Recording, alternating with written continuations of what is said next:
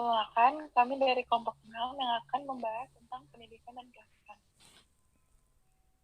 yang diambil dari pasal 37 sampai 44. Yang pertama, pasal 37 Pedoman Umum. 1. Pendidikan adalah proses pengubahan sikap dan tingkah laku individu, kelompok, komunitas yang bertujuan membawa ke arah yang lebih baik melalui upaya pengajaran dan pelatihan. Yang kedua, pendidikan dalam pengertian ini termasuk pendidikan bergelar atau non-bergelar, yaitu pendidikan bergelar yaitu program pendidikan yang dilaksanakan oleh perguruan tinggi. B. Pendidikan non-bergelar adalah kegiatan yang dapat dilaksanakan oleh perguruan tinggi, IPSI, asosiasi atau ikatan, minat, dan praktik spesialisasi psikologi atau lembaga lain yang kegiatannya mendapatkan pengakuan dari IPSI. Ketiga, pelatihan adalah kegiatan yang bertujuan membawa ke arah yang lebih baik yang dapat dilaksanakan oleh perguruan tinggi, IPSI atau asosiasi atau ikatan minat, dan praktik spesialisasi psikologi atau lembaga lain yang kegiatannya mendapatkan pengakuan dari IPSI. Pasal 38, rancangan dan penjabaran program pendidikan atau pelatihan. Yang pertama, psikolog atau ilmuwan psikologi yang bertanggung jawab atas program pendidikan dan pelatihan mengadakan langkah-langkah yang tepat untuk memastikan bahwa program yang dirancang memberikan pengetahuan yang tepat dan pengalaman yang layak untuk memenuhi kebutuhan. Yang kedua, psikologi dan atau ilmuwan psikologi mengambil langkah yang memadai guna memastikan penjabaran rencana, pendidikan, atau pelatihan secara tepat dengan materi yang akan dibahas. Dasar-dasar untuk evaluasi kemajuan dan sifat dari pengalaman pendidikan.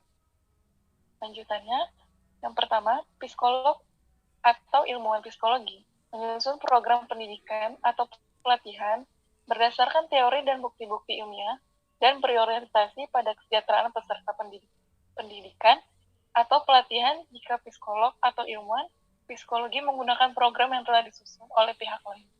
Maka, ia segoyahnya mendapatkan izin penggunaan program tersebut atau setidak-tidaknya mencantumkan nama penyusun program. Yang kedua, psikolog dan atau ilmuwan psikologi dalam melaksanakan pendidikan atau pelatihan diawali dengan menyusun rencana berdasarkan teori yang relevan sehingga dapat dipahami oleh pihak-pihak lain yang berkepentingan. Psikolog dan atau ilmuwan psikologi membuat desain pendidikan dan atau pelatihan, melaksanakan dan melaporkan hasil yang disusun sesuai dengan standar atau kompetensi ilmiah dan etik. Silahkan dilanjut. Selanjutnya, pasal 39, keakuratan dalam pendidikan dan atau pelatihan. Psikolog dan atau ilmuwan psikologi mengambil langkah yang tepat guna memastikan rencana pendidikan dan atau pelatihan berdasar perkembangan kemajuan pengetahuan terkini dan sesuai dengan materi yang akan dibahas serta berdasarkan kajian teoritik maupun bukti empiris yang ada. Pasal 40, informan consent dalam pendidikan atau pelatihan. Psikolog atau ilmuwan psikologi harus memperoleh persetujuan untuk melaksanakan pelatihan sebagaimana yang dinyatakan dalam standar informan consent, kecuali jika pelaksanaan pelatihan diatur oleh peraturan pemerintah atau hukum. Kedua, pelaksanaan dilakukan sebagai bagian dari kegiatan pendidikan, kelembagaan, atau organisasi secara rutin, misal syarat atau kenaikan jabatan. Selanjutnya, pasal 41, pengungkapan informasi peserta pendidikan atau pelatihan.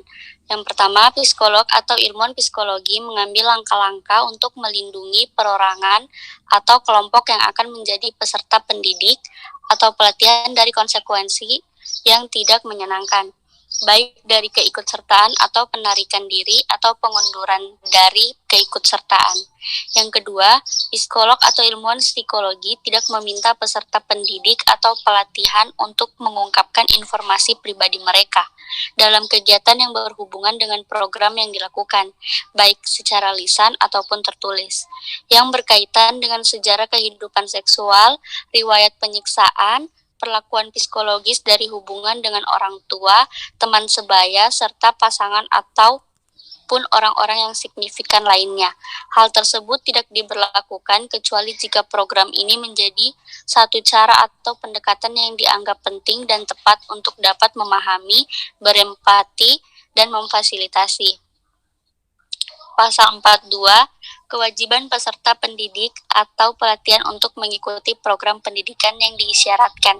Untuk mengikuti program pendidikan yang diisyaratkan, bila suatu pendidikan atau pelatihan atau suatu kegiatan merupakan persyaratan dalam suatu program pendidikan atau pelatihan, maka penyelenggara harus bertanggung jawab bahwa program tersebut tersedia.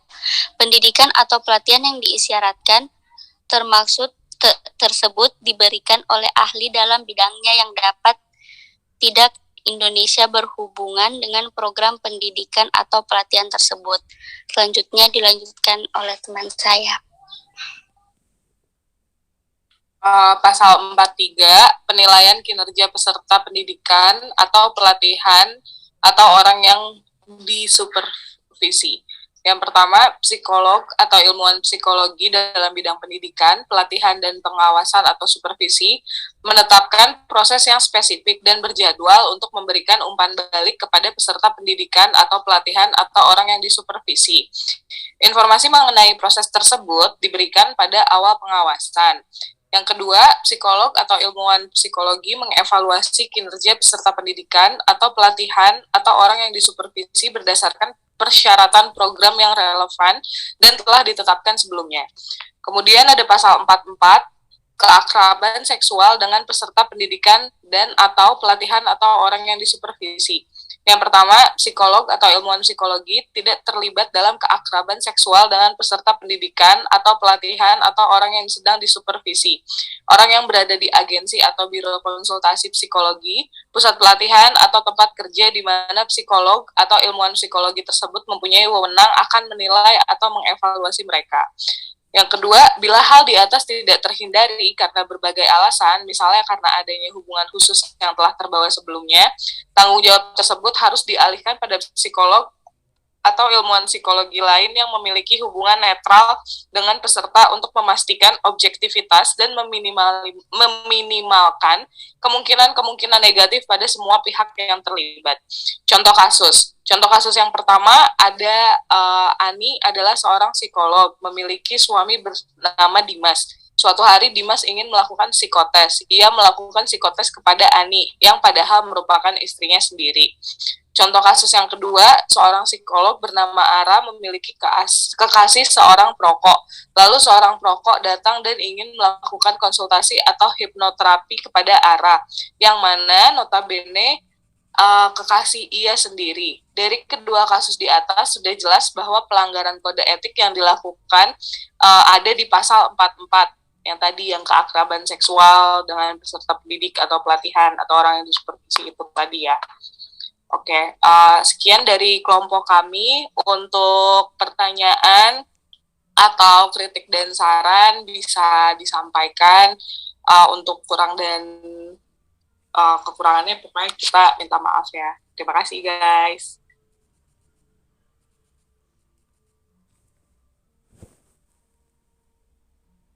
Ya udah.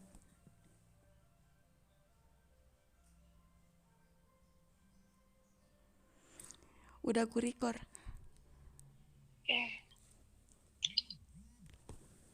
Perkenalkan, kami dari kelompok 6 akan membahas tentang mari catasin lagi.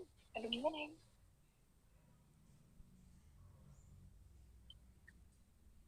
Din, bisa dikatasin lagi? Ya. Ke atasin ke atas. Udah.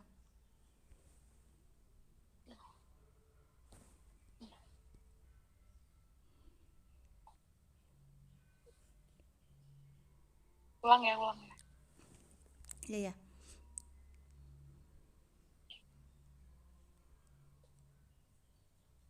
Perkenalkan, kami dari kelompok 6 akan membahaskan tentang pendidikan dan pelatihan. Yang di sorry. Maaf guys. Bentar ya. Perkenalkan, kami dari kelompok 6 yang akan membahas tentang pendidikan dan pelatihan yang diambil dari pasal 37 sampai 44. Yang pertama, pasal 37 Pedoman Umum. 1. Pendidikan adalah proses pengubahan sikap dan tingkah laku individu, kelompok, komunitas yang bertujuan membawa ke arah yang lebih baik melalui upaya pengajaran dan pelatihan. Yang kedua, pendidikan dalam pengertian ini termasuk pendidikan bergelar atau non-bergelar, yaitu pendidikan bergelar yaitu program pendidikan yang dilaksanakan oleh perguruan tinggi. B.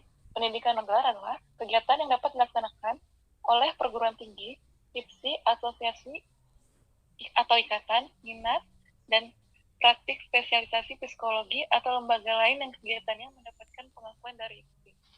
Ketiga, pelatihan adalah kegiatan yang bertujuan membawa ke arah yang lebih baik yang dapat dilaksanakan oleh perguruan tinggi, IPSI atau asosiasi atau ikatan minat, dan praktik spesialisasi psikologi atau lembaga lain yang kegiatannya mendapatkan pengakuan dari IPSI. Pasal 38, rancangan dan penjabaran program pendidikan atau pelatihan. Yang pertama, psikolog atau ilmuwan psikologi yang bertanggung jawab atas program pendidikan dan pelatihan mengadakan langkah-langkah yang tepat untuk memastikan bahwa program yang dirancang memberikan pengetahuan yang tepat dan pengalaman yang layak untuk memenuhi kebutuhan. Yang kedua, psikologi dan atau ilmuwan psikologi mengambil langkah yang memadai guna memastikan penjabaran rencana, pendidikan, atau pelatihan secara tepat dengan materi yang akan dibahas. Dasar-dasar untuk evaluasi kemajuan dan sifat dari pengalaman pendidikan. Lanjutannya, yang pertama, psikolog atau ilmuwan psikologi menyusun program pendidikan atau pelatihan berdasarkan teori dan bukti-bukti ilmiah dan berorientasi pada kesejahteraan peserta pendidikan atau pelatihan jika psikolog atau ilmuwan psikologi menggunakan program yang telah disusun oleh pihak lain. Maka, ia segoyahnya mendapatkan izin penggunaan program tersebut atau setidak-tidaknya mencantumkan nama penyusun program. Yang kedua, psikolog dan atau ilmuwan psikologi dalam melaksanakan pendidikan atau pelatihan diawali dengan menyusun rencana berdasarkan teori yang relevan sehingga dapat dipahami oleh pihak-pihak lain yang berkepentingan. Psikolog dan atau ilmuwan psikologi membuat desain pendidikan dan atau pelatihan, melaksanakan dan melaporkan hasil yang disusun sesuai dengan standar atau kompetensi ilmiah dan etik. Silahkan dilanjut. Selanjutnya, pasal 39, keakuratan dalam pendidikan dan atau pelatihan. Psikolog dan atau ilmuwan psikologi mengambil langkah yang tepat guna memastikan rencana pendidikan dan atau pelatihan berdasar perkembangan kemajuan pengetahuan terkini dan sesuai dengan materi yang akan dibahas serta berdasarkan kajian teoritik maupun bukti empiris yang ada. Pasal 40, informan consent dalam pendidikan atau pelatihan. Psikolog atau ilmuwan psikologi harus memperoleh persetujuan untuk melaksanakan pelatihan sebagaimana yang dinyatakan dalam standar informan consent, kecuali jika pelaksanaan pelatihan diatur oleh peraturan pemerintah atau hukum. Kedua, pelaksanaan dilakukan sebagai bagian dari kegiatan pendidikan, kelembagaan, atau organisasi secara rutin, misal syarat atau kenaikan jabatan. Selanjutnya, pasal 41, pengungkapan informasi peserta pendidikan atau pelatihan. Yang pertama, psikolog atau ilmuwan psikologi mengambil langkah-langkah untuk melindungi perorangan atau kelompok yang akan menjadi peserta pendidik atau pelatihan dari konsekuensi yang tidak menyenangkan, baik dari keikutsertaan atau penarikan diri atau pengunduran dari keikutsertaan. Yang kedua, psikolog atau ilmuwan psikologi tidak meminta peserta pendidik atau pelatihan untuk mengungkapkan informasi pribadi mereka dalam kegiatan yang berhubungan dengan program yang dilakukan, baik secara lisan ataupun tertulis, yang berkaitan dengan sejarah kehidupan seksual, riwayat penyiksaan, perlakuan psikologis dari hubungan dengan orang tua, teman sebaya, serta pasangan atau maupun orang-orang yang signifikan lainnya. Hal tersebut tidak diberlakukan kecuali jika program ini menjadi satu cara atau pendekatan yang dianggap penting dan tepat untuk dapat memahami, berempati, dan memfasilitasi. Pasal 42, kewajiban peserta pendidik atau pelatihan untuk mengikuti program pendidikan yang diisyaratkan. Untuk mengikuti program pendidikan yang diisyaratkan, bila suatu pendidikan atau pelatihan atau suatu kegiatan merupakan persyaratan dalam suatu program pendidikan atau pelatihan, maka penyelenggara harus bertanggung jawab bahwa program tersebut tersedia. Pendidikan atau pelatihan yang diisyaratkan termaksud tersebut diberikan oleh ahli dalam bidangnya yang dapat tidak Indonesia berhubungan dengan program pendidikan atau pelatihan tersebut. Selanjutnya dilanjutkan oleh teman saya. Pasal 43, penilaian kinerja peserta pendidikan atau pelatihan atau orang yang disupervisi. Yang pertama, psikolog atau ilmuwan psikologi dalam bidang pendidikan, pelatihan dan pengawasan atau supervisi menetapkan proses yang spesifik dan berjadwal untuk memberikan umpan balik kepada peserta pendidikan atau pelatihan atau orang yang disupervisi. Informasi mengenai proses tersebut diberikan pada awal pengawasan. Yang kedua, psikolog atau ilmuwan psikologi mengevaluasi kinerja peserta pendidikan atau pelatihan atau orang yang disupervisi berdasarkan persyaratan program yang relevan dan telah ditetapkan sebelumnya. Kemudian ada pasal 44, keakraban seksual dengan peserta pendidikan dan atau pelatihan atau orang yang disupervisi. Yang pertama, psikolog atau ilmuwan psikologi tidak terlibat dalam keakraban seksual dengan peserta pendidikan atau pelatihan atau orang yang sedang disupervisi. Orang yang berada di agensi atau biro konsultasi psikologi, pusat pelatihan atau tempat kerja di mana psikolog atau ilmuwan psikologi tersebut mempunyai wewenang akan menilai atau mengevaluasi mereka. Yang kedua, bila hal di atas tidak terhindari karena berbagai alasan, misalnya karena adanya hubungan khusus yang telah terbawa sebelumnya, tanggung jawab tersebut harus dialihkan pada psikolog atau ilmuwan psikologi lain yang memiliki hubungan netral dengan peserta untuk memastikan objektivitas dan meminimalkan kemungkinan-kemungkinan negatif pada semua pihak yang terlibat. Contoh kasus yang pertama ada Ani adalah seorang psikolog, memiliki suami bernama Dimas. Suatu hari Dimas ingin melakukan psikotes. Ia melakukan psikotes kepada Ani, yang padahal merupakan istrinya sendiri. Contoh kasus yang kedua, seorang psikolog bernama Ara memiliki kekasih seorang perokok. Lalu seorang perokok datang dan ingin melakukan konsultasi atau hipnoterapi kepada Ara, yang mana notabene kekasih ia sendiri. Dari kedua kasus di atas sudah jelas bahwa pelanggaran kode etik yang dilakukan ada di pasal 44, yang tadi yang keakraban seksual dengan peserta pendidik atau pelatihan atau orang yang disupervisi itu tadi ya. Oke, sekian dari kelompok kami. Untuk pertanyaan atau kritik dan saran bisa disampaikan. Untuk kurang dan kekurangannya pokoknya kita minta maaf ya. Terima kasih guys.